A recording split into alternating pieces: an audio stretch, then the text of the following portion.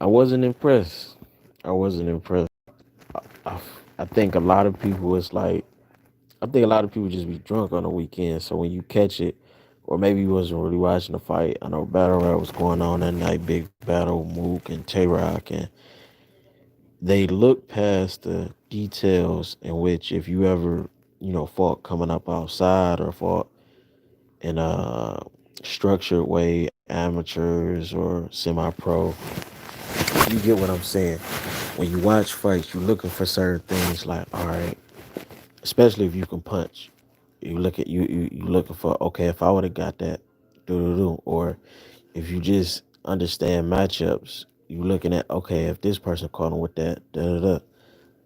Santa Cruz was really, he shocked me, and I got a lot of respect for Santa Cruz after this fight. He wasn't just one of those like a bunch of output and it wasn't effective. Kind of like a Paulie. How Paulie could touch you and it wasn't like he was touching Tank. He was shooting that jab, pop, pop, pop, pop. He'd be coming in. And he even points he was banging with him. And even at a range where I didn't feel he should have been effective because his arm's so long, he still knew how to place them punches.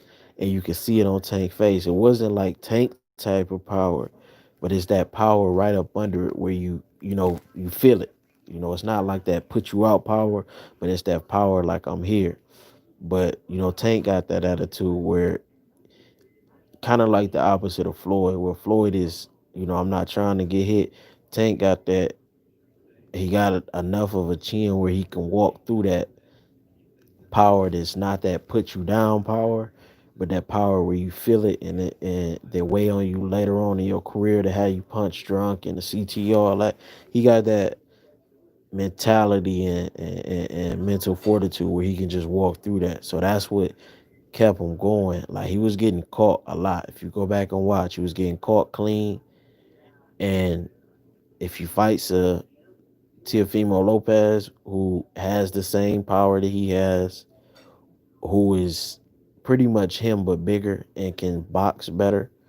Only thing, like I said, I didn't like with Teofimo is when he got on the inside, and this is the one thing Tank has over here.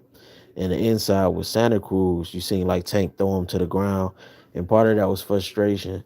Part of that was just he's an all around dog. So on that inside, Tank could be favored if Teo didn't learn from the last match. But outside of that, I favor Teo and everything else, and he cannot get punched like how he was getting punched against Santa Cruz against Teo because that's that shot that can sit him down because he can punch like him, but he's bigger than him. Another thing, Inoue fought that night. A lot of people, oh, Inoue, this and that. Tank is the same height, the same weight as Inoue, and Inoue getting all of this credit. Dogs, fight a Gary Russell at 26. Go fight somebody. Stop staying at these lower weights. That them wins down there mean nothing. You down there weight bullying. If Tank can be at 135 at 5'5" with the 67 reach, and you got the same thing, you can at least be at 130. 126, 130. If you as good as they say, you really a pound for pound fighter, move up and fight some real competition. You're not pound for pound if you're fighting at them baby weight classes and a Tank Davis who has the same height, same reach, and he's fighting as high as 135. I don't believe it. Go fight Gary Russell. Go fight Shakur. Go fight Tank. Y'all the same height, same reach. And somebody hopped in my comment saying, well, what about Bernard Hopkins? He was 6'1" and Mike Tyson was a heavyweight. Mike Tyson was his 5'10". Bernard wasn't fighting at weight classes with no competition. He was fighting guys. When you fighting at that 118 and you moving up 3 pounds, oh, he won the championship a month. Bro, you fighting them baby weight classes means nothing. I stop in the way. Like your average man, put Inoue down. A little bitty weight means nothing. Move up, fight some real competition. Um, yeah. As far as that, I think the big thing with Tank when you get to these high levels, Eventually, you gonna come across somebody who can take your power or avoid your power. Kind of like how Sean Porter did with Thurman. You know, Thurman could put down these lower level guys, but Sean Porter could take it and keep coming. Eventually, you gonna meet a Sean Porter. How Sean Porter did against Danny. Danny could catch these other guys, but a Sean Porter, he know how to avoid it, or when he do get caught, he can push right through it. Or or what are you gonna be what are you gonna be able to do? Like Danny, if he can't land that big shot, he's really not able to do much. What are you gonna be able to do with a fighter who's just as skilled as you, same power like a Teofimo Lopez, bigger and can box? What are you gonna be able to do if Devin Haney, bigger, longer, can box, may not have that same type of power, but has, enough power? If he can avoid that shot, what are you gonna be able to do if Shakur keeps developing, is just as skilled, and you can't put him down? That's what I need to see from Tank. And kind of with Earl, when he couldn't get Mikey out of there, but he could still outbox him every round. I need to see that like when the knockout's not there and the level is an equal playing field. Does Tank have that second go to? And I didn't see that last night. The knockout was just kind of I'm pushing through you, walking you down. Santa Cruz stupid just sitting in that corner. He caught him. He was just throwing the shots all night, but I wasn't impressed. And if you really know what you're looking at, you salute him, you respect him. He needed a highlight like that on the stage like that. The whole internet was talking about it. All the celebrities, all of the athletes, everybody was tuned in. It was that stamp. It was that, oh yeah, he's the young Mike Tyson. But when you put under pressure, are you gonna fold like Mike Tyson, or do you have a second go to?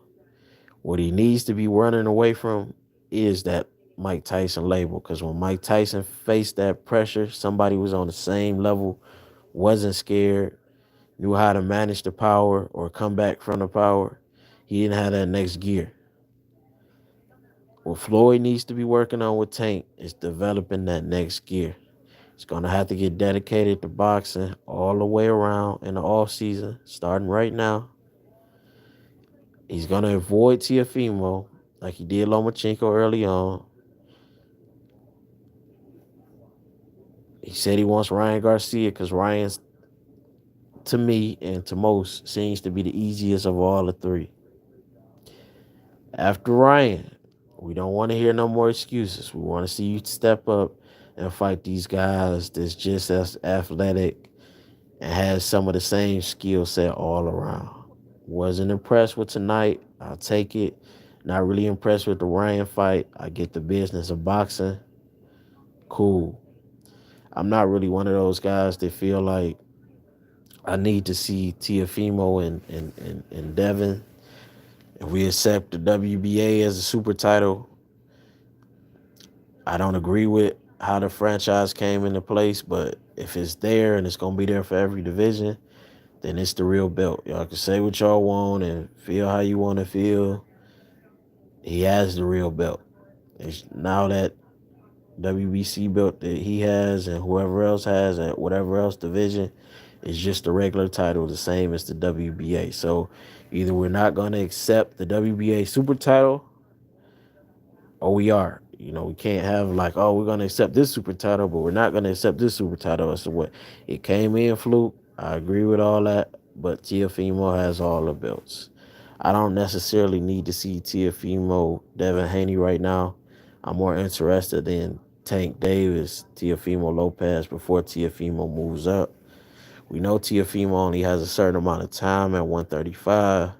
Floyd knows that, and I think he's just trying to wait it out till he's gone, and then Tank could get a matchup for one of those belts. Maybe he moves up earlier than people think, and then Tank can somehow they structure it where Tank and Ryan is fighting for one or two or some of those belts or something like that.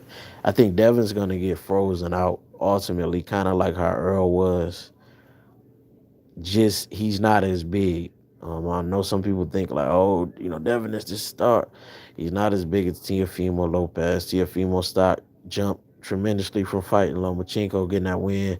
Seen a lot of casuals talking about that, and we understand Tank and Ryan Garcia are the two top dogs as far as star power at 135.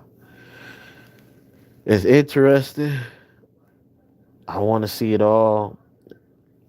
Another guy who's hiding it under that old Mayweather blueprint, build up and let him. Shakur Stevenson, he's down there hiding at 130. I want to see him step up. Gary Russell called your name. I heard that you almost got stopped in sparring with Gary Russell, but if you are who you say you are, I need to see fights like that. It's no disrespect. I see the talent. I see all that. But a lot of these guys, I wanted to see him in one. Guys are claiming to be these top dogs, but they taking these easy routes to it. So Teofimo Lopez killed all the excuses. Less experienced than Tank, but he didn't come with excuses. He need more time. He need to develop and all that. Younger than Tank, still got in there, got it done. So all these excuses for these young guys is gone. It's a new era. It's the Teofimo blueprint. If you got it, the cream will rise to the top. If you don't, maybe you'll have it later. But step in that ring or stop talking like you this big shot. Respect the Tank for winning. I'm just not convinced right now. And Inoue is not pound for pound until he steps up and beats somebody and stop weight bullying at these baby weights when Tank Davis, same height, same reach. I'm out.